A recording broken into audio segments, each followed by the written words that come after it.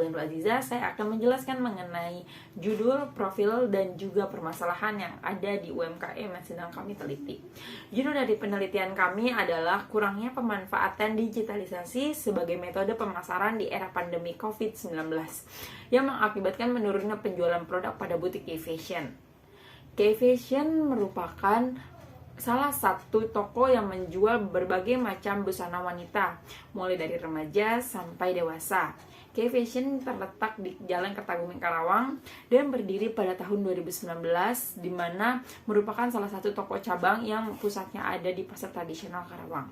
K-Fashion memiliki visi misi, yaitu pertama, kepuasan pelanggan adalah tujuan mereka dan mampu menyediakan variasi pilihan baju yang mengikuti tren masa kini.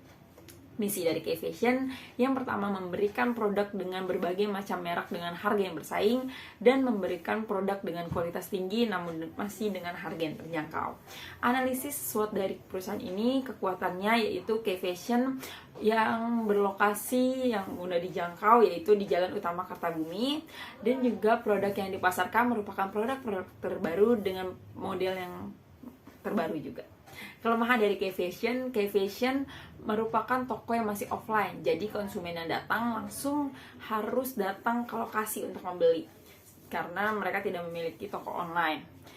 Dan juga K-Fashion hanya memasarkan produk dari wanita saja, lelaki tidak bisa berlanja di K-Fashion. Peluang yang dimiliki oleh K-Fashion bisa menguasai pangsa pasar yang ada di Karawang dan menyediakan lapangan kerja untuk masyarakat, serta menambah pengetahuan tentang model-model pakaian yang sedang trendy. Ancaman yang dimiliki K-Fashion, banyaknya pesaing dengan jenis usaha yang sama yang melakukan promosi melalui marketplace serta iklan. Akar permasalahan dari K-Fashion yaitu menurunnya tingkat penjualan produk di masa pandemi karena kurangnya promosi di media sosial, sehingga hal ini menjadi tantangan baru untuk kami dan K-Fashion, bagaimana cara untuk memecahkan permasalahan ini agar K-Fashion juga bisa bersaing dengan toko-toko di luar sana. Sekian dari saya. Wassalamualaikum warahmatullahi wabarakatuh. Assalamualaikum warahmatullahi wabarakatuh. Perkenalkan, saya Mutiara Huslaili dari kelompok 7 kelas manajemen 19J.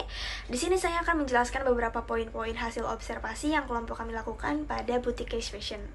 Di sini kelompok kami memilih akar permasalahan dengan dasar pertimbangan pengambilan keputusan berdasarkan pada pertimbangan rasional, di mana K-Fashion ini merupakan cabang yang dibuka untuk bertahan di masa pandemi. Dan masalah yang sering dihadapi yaitu kurang dikenalnya butik K-Fashion ini oleh masyarakat sehingga bisa merambat terhadap turunnya penjualan produk.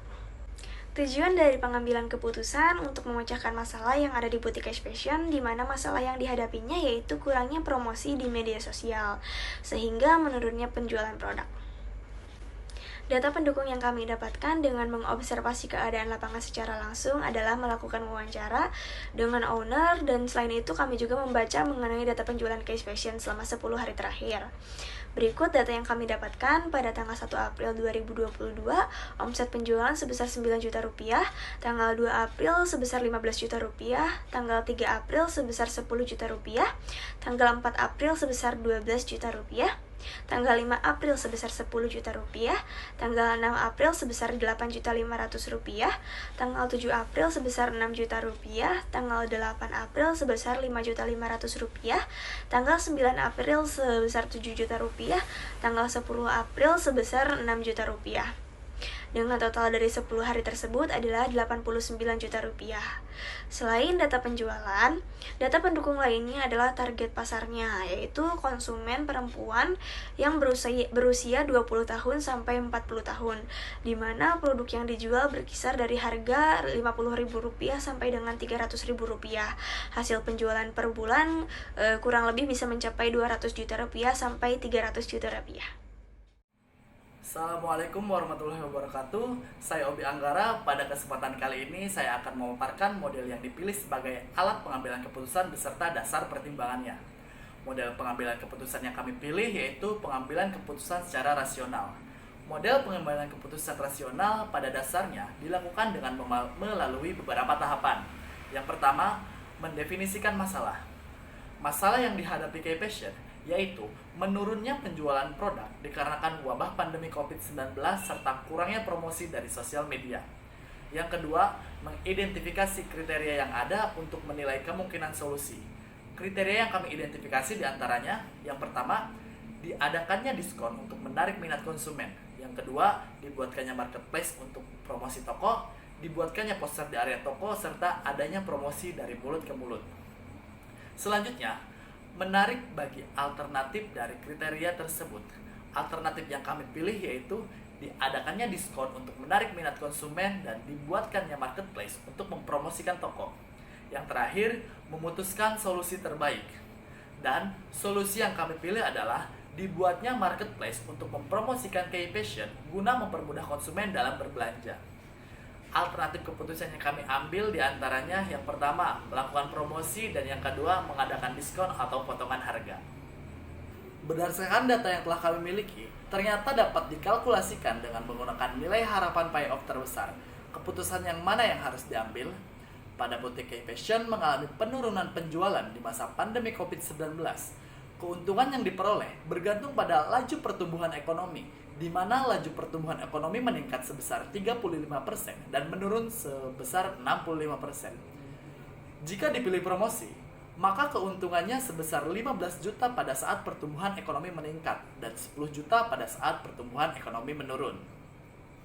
Jika dipilih diskon atau potongan harga, maka keuntungan yang diperoleh sebesar 10 juta rupiah pada saat pertumbuhan ekonomi meningkat dan 5 juta rupiah pada saat pertumbuhan ekonomi menurun.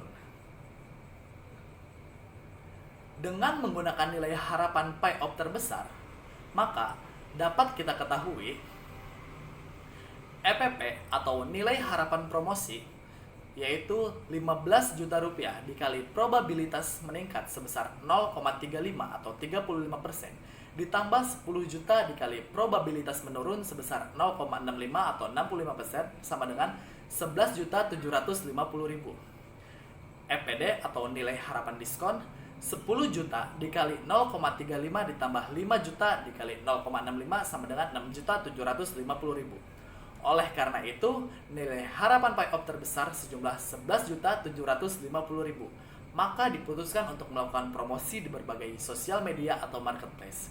Karena dalam jangka panjang akan diperoleh keuntungan sebesar 11.750.000 rupiah. Terima kasih. Baiklah, Assalamualaikum warahmatullahi wabarakatuh. Perkenalkan, nama saya Nabil Hardianto, saya pemateri dari kelompok 7. Baiklah, di sini saya akan membahas mengenai pemilihan keputusan yang kelompok kami ambil berdasarkan atas hasil observasi yang kelompok kami lakukan pada toko K-Fashion. Khususnya di era modernisasi seperti ini atau era digital, pemasaran produk pasti sangat efektif karena pertama, era digital ini sangat mudah diakses oleh konsumen dan konsumen bisa mendapatkan informasi yang jelas. Jadi kelompok kami memutuskan untuk memberikan saran dengan membuat media sosial sebagai sarana promosi dari K-Fashion, memasarkan produknya serta menyampaikan produk apa saja kepada konsumen sehingga konsumen bisa mengaksesnya pada media sosial K-Fashion sebagai referensi untuk membeli produk K-Fashion sebelum melakukan transaksi di store-nya langsung. Baiklah, kemudian selanjutnya adalah implementasi atau saran ya. Jadi setelah pengambilan keputusan, kemudian kami memberikan informasi kepada pihak K-Fashion bahwa dengan dibuatkannya marketplace di media sosial maka akan menambah penghasilan dari toko K-Fashion ini, khususnya di era pandemi seperti ini. Jadi pengaplikasian ini tentunya sudah sangat menguntungkan ya untuk toko K-Fashion itu sendiri. Kemudian saran dari kami bagi setiap pelaku usaha yang ingin memulai bisnisnya diharapkan sebelum memulai bisa memahami keadaan pasar sehingga dapat mengimbanginya dengan keadaan pasar yang saat ini sedang terjadi. Oke, selanjutnya adalah evaluasi atas implementasi tadi ya. Jadi setelah dilakukannya implementasi tadi dengan membuatkan media sosial sebagai sarana pemasaran, kita melihat apakah sudah menjadi hal yang efektif atau lebih efisien lagi. Jikapun tidak, kita bisa berevaluasi. Contohnya adalah dengan menggunakan jasa influencer sebagai media promosi. Mengapa? Karena influencer ini memiliki penggiat media sosial yang cukup banyak Sehingga jika memasarkan produk dari K-Fashion ini bisa meluaskan target pasar dari K-Fashion sehingga sampai kepada konsumen. Dari hal ini feedbacknya adalah K-Fashion mungkin bisa mendapatkan konsumen baru yang lebih luas lagi dan lebih banyak lagi, sehingga meningkatkan penjualan dari toko K-Fashion ini, dan tentunya mendapatkan keuntungan yang jauh-jauh lebih besar dibandingkan K-Fashion ini hanya menjual toko secara offline dan pemasaran yang hanya langsung kepada konsumen. Mungkin kami rasa begitu evaluasi apabila mungkin pengimplementasian tadi kurang begitu efektif. Mungkin sekian dan terima kasih.